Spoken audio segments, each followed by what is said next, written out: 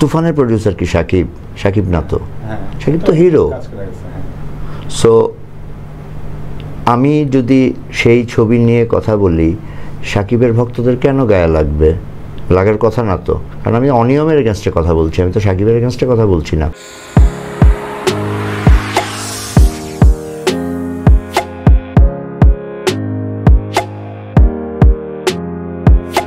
একটা বিষয় পরিষ্কার হতে চাই, এরপর পরই বা এর আগে পরে যেটা হলো যে সাইফ চন্দন আপনার প্রোডাকশন ঘর থেকে নতুন ছবির ঘোষণা এবং শরীফুল রাজকে আপনি কাস্ট করলেন, এবং দুই অনেকে চার মেরে ফেললো যে না, সাকিবকে না পেয়ে রাজকে ধরে। এটা সরল মনে আমি প্রশ্নটা করছি অন বিহাফ অডিয়েন্স, আপনার কাছ থেকে একটু জাস্ট আপনার মতো করে উত্তরটা শুনতে চাই। দেখেন, গল্প হিরোকে চুজ করে, হ্যাঁ, হিরো চুজ করে গল্প চুজ করি না। আমার গল্প শরীফুল রাজ টাইপের অ্যাক্টর লাগবে, এই এইজের অ্যাক্টর লাগবে, এই সময়ের যারা রোড সাইড স্ট্রিট সাইড মাস্তান হতে পারবে, এই টাইপের ছেলে লাগবে। সেটা সাকিব পারত না। সেটা কি এখন সাকিবকে দিয়ে করানো যাবে? সেটা তো হিরোইজম থেকে বেরোতে পারবে না, সেটা তো সাকিবকে দিয়ে আসলে মানানসই হবে না। গল্পটা একদম গল্প, গল্পটা একদম সেই জায়গা থেকে শরীফুল রাজ বা এই প্যাটার্নের যারা আছে, আমি একবার নিশোর কথাও চিন্তা করেছিলাম চন্দনের সাথে, কিন্তু Nisho is overly booked by some other production house, so that's why Shariful রাজের দিকে গিয়েছি। সাকিবকে নিয়ে তো আমার ডিফারেন্ট টাইপের গল্পতে কাজ করতে হবে, আরও লাক্সারি গল্পতে কাজ করতে হবে। আগামী 3 বছর সাকিবকে নিয়ে ভাবছেন এরকম একটা স্টেটমেন্ট আপনার? হ্যাঁ, ডেফিনেটলি ঈদে তো আমার সাকিবকে নিয়ে ছবি করতে হবে না? আচ্ছা, আমি যদি ইন্ডাস্ট্রিতে থাকি তো আমার তো ডেফিনেটলি সাকিবকে নিয়ে ছবি করতে হবে, কারণ সাকিব আমার ইন্ডাস্ট্রির মেগা স্টার, আমার ভালো বন্ধু, আমরা একসাথে কাজ করে স্বাচ্ছন্দ্য বোধ করি, আমরা কেন কাজ করব না? ইন্ডাস্ট্রির ভালোর জন্য আমাদের দুজনের একসাথে কাজ করা জরুরি, খুবই জরুরি, খুবই জরুরি। এবার একটু মূল পয়েন্টে আসি, সেটা হচ্ছে যে বিষয়টি নিপু তুল্য, মানি লন্ডারিং এবং বিদেশি প্রযোজকের আশা, এবং যেটা মূল পয়েন্টে আপনি সবচেয়ে বেশি সোচ্চার হয়ে, আমার মনে হয় প্রথম কোনো গণমাধ্যমে আপনি কেউ স্টেটমেন্ট দিল এইসব বিষয়ে। বাস্তবায়নের জন্য এক ধরনের গুড ফোর্স লাগে, সেই ফোর্সটা কি অন্যান্য সহযোগী প্রযোজক আব্দুল আজিজ বলি, খসরু বলি, বা যারা রয়েছে, যারা বিচ্ছিন্ন রয়েছে, তাদের কাছ থেকে আপনি তাদেরকে অ্যাসোসিয়েট করতে পারছেন মনে করেন? দেখেন, এই যে নিপু বলল 2007 সাল থেকে কিন্তু আমরা জানি এরকম হয়, বলার মতো কোনো প্ল্যাটফর্ম আমার ছিল না, আমিও অতখানি এস্টাবলিশ ছিলাম না যে আমার কথা আপনি শুনবেন। আচ্ছা, আপনি আজকে আমাকে ডেকেছেন কেন? আমি সত্য বলি তাই। তখন আমি সত্য বললেও কিন্তু আমাকে আপনি ডাকতেন না, কারণ আমি বিক্রি হতাম না। আচ্ছা, আজ আমার কথা বিক্রি হয়। কেন বিক্রি হয়? বিকজ আমি সত্য বলি। 2012-13-তে এই আদলে একটা গ্রুপ ঢোকার চেষ্টা করেছিল, সেটা কিন্তু ফারুক আঙ্কেলের নেতৃত্বে কিন্তু চলচ্চিত্র পরিবার আটকে ছিল। এখন কিন্তু সেই টার্নটা আবার দেখতে পাচ্ছি। ওই সময় হিমাংশু ধানুকা, এখন কিন্তু SVF এর ব্যানারে। তো আমাদের প্রডিউসাররা কি তাহলে কাজ করবে না? আমি এই কথাটা বলতে চাই যে ওদের তো আমাদের থেকে আসলে অভিজ্ঞতা বেশি ফিল্মের দিকে, এবং ওরা আমাদের থেকে বেশি ইকুইপড, আমরা পিছিয়ে আছি একটু। ওদেরকে যদি আমরা প্লেন ফাঁকা খেলার মাঠ দিয়ে দিই তো খেলে চলে যাবে ভাই। আমার কলাকুশলী, আমার কারিগরি লোকজন সব বেকার হয়ে যাবে, তাদের দিকেও তো দেখতে হবে। সেই জায়গা থেকেই আমার কথাগুলো বলা আসলে। আর আপনি যে বললেন যে অন্যান্য প্রডিউসাররা, নট অনলি প্রডিউসার, সম্মিলিত চলচ্চিত্র পরিষদের সমস্তগুলা কমিটি, যে কটা কমিটি আছে, তারা সবাই এ ব্যাপারে ঐক্যবদ্ধ যে এখানে সমতা বিধান করতে হবে, এই ব্যাপারগুলো সরকারের দৃষ্টিতে আনা উচিত। হয়তো আমি শুরু করেছি একদিন আগে, হয়তো আমি শুরু না করলে একদিন পরে হয়তো অন্য কেউ শুরু করতো, বা শেষ করবে হয়তো আপনি সহ অন্য কেউ, অনেকে হয়তো শেষ করবে অন্য কেউ। কিন্তু এটা এখন সময়ের দাবি যে এভাবে আসলে প্রোডাকশন হওয়া অ্যাকচুয়ালি ঠিক হবে না। আমাদের প্রডিউসাররা, আমাদের আর্টিস্টরা, আমাদের সে ক্যামেরাম্যান, সে লাইটের ম্যান, সে মেকআপ ম্যান, সে প্রোডাকশন বয়, বেকার হয়ে যাবে, কাজ হবে না। ওই বছরে 2টা ঈদে 2টা বড় বড় ছবি হবে, সারা বছর আর কোনো ছবি হবে না, কেউ আর ছবির প্রতি মানে আগ্রহ দেখায় কাজ করবে না। তাহলে আমাদের দরকার কি? আমরাও হয়তো তখন ছবি বানাবো না। তো এই ব্যাপারটা সবার দৃষ্টিগোচর করার জন্যই আমার কথাটা বলা। এবং অন্যান্য প্রডিউসাররা, আজকেও আমার 3টা প্রডিউসারের সাথে আমার অফিসে মিটিং হয়েছে, তারা এই ব্যাপারে ঐক্যবদ্ধ। তারাও চায় যে এই ব্যাপারগুলো আসলে একটা বিহিত হওয়া দরকার। কারণ এই আদলে আসলে কত টাকার কাজ হচ্ছে বাইরে, কত টাকা গভর্নমেন্টকে বলা হচ্ছে। আমি জানি গভর্নমেন্টকে একটা অ্যামাউন্ট বলা হয়েছে, কিন্তু আমি জানি এই ছবি এত টাকার না, এর থেকে অনেক বেশি টাকার।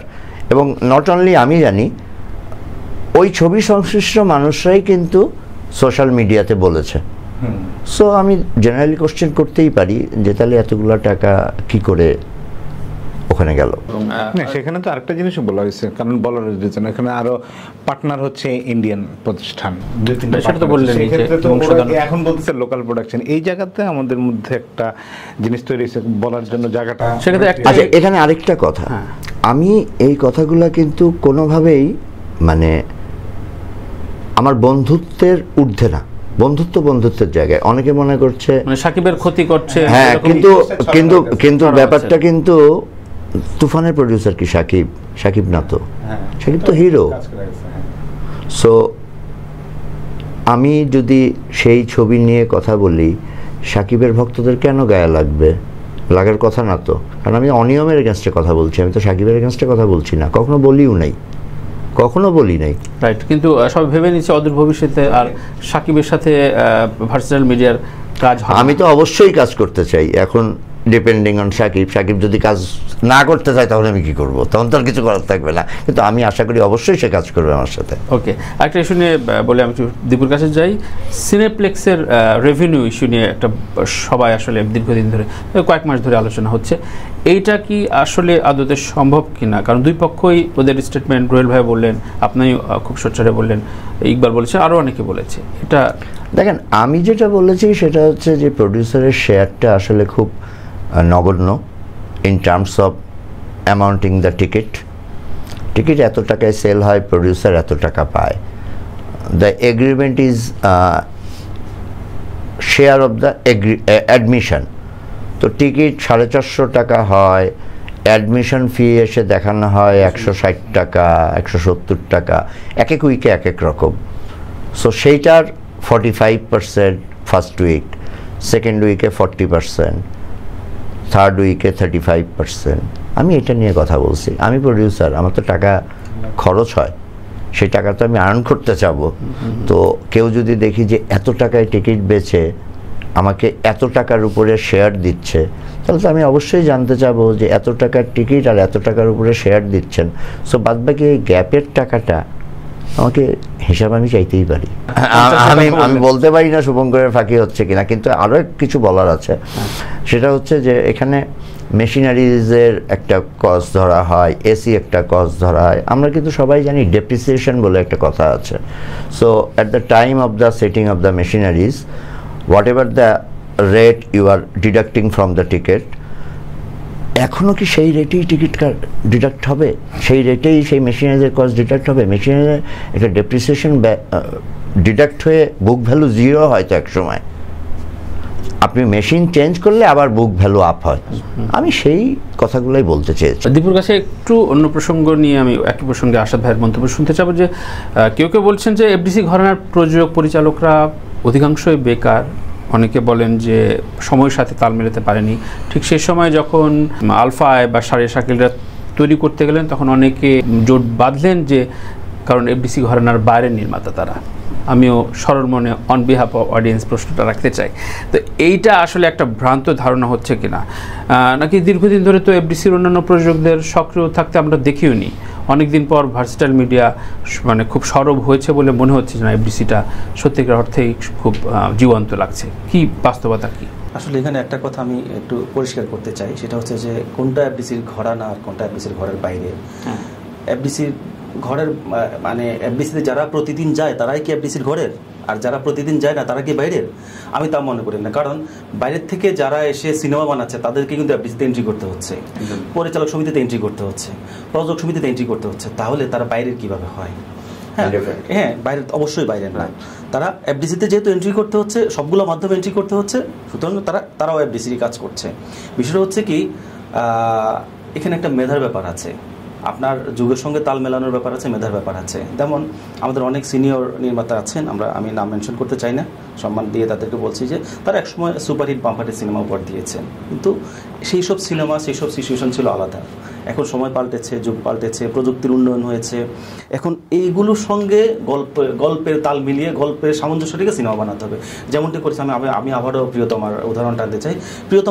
প্রিয়তমার গল্পটা কিন্তু এই সময়ের গল্প আমি বলবো না, প্রিয়তমার গল্পটা আমি 90s-এর গল্প বলবো, 80s 90s বা 2000 যে গল্পটা বলবো, কিন্তু প্রিয়তমার গল্পটাকে টেনে নিয়ে এসেছে 2004-এ, 2003-তে প্রিয়তমার গল্প টেনে নিয়ে এসেছে, যে কারণে দুইটা সময়কে সংযুক্ত করার কারণে প্রিয়তমা বাম্পার হিট। তা এই কাজটা যদি তথাকথিত যারা দাবি করে আমরা এফডিসি ঘরানার, তারা যদি করে, তাহলে তারাও এফডিসির বাইরের বলে যাদেরকে অভিহিত করা হয় তাদের মতো সিনেমা বানাতে পারবে, তাদের মতো এগিয়ে যেতে পারবে। তো সুতরাং এখানে যে বিভাজনটা তৈরি করা, এটা আমি মনে করি যে এটা যুক্ত